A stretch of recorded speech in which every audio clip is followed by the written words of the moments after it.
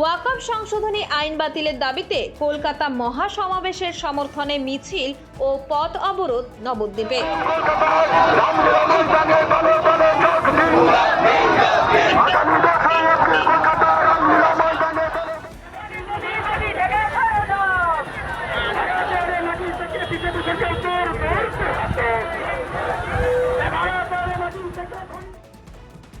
ওয়াকফ সংশোধনী আইন বাতিলের দাবিতে আগামী 10ই এপ্রিল কলকাতার রামলীলা ময়দানে সমাবেশের সমর্থনে মঙ্গলবার নদিয়ার নবদ্বীপ ব্লকের কানাইনগর বটতলা এলাকায় বিক্ষোভ মিছিল ও পথ অবরোধে সামিল হয় দেপাড়া জমিয়ত উলা মায়ে হিন্দের তরফে।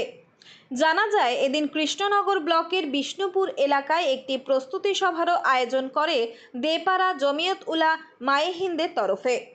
এদিন বিকেল আনুমানিক 5:30 নাগাদ তারা নবদ্বীপ ব্লকের কানাইনগর বটতলা এলাকায় পথ অবরোধের মাধ্যমে এই আইন বাতিলের দাবিতে বিক্ষোভ প্রদর্শন করে। পাশাপাশি প্রধানমন্ত্রী নরেন্দ্র মোদীর কুশপুত্তলিকা দাহ করে। এই বিক্ষোভ চলাকালীন একটি পণ্যবাহী গাড়ি ভাঙচুরের অভিযোগ ওঠে বিক্ষোভকারীদের বিরুদ্ধে।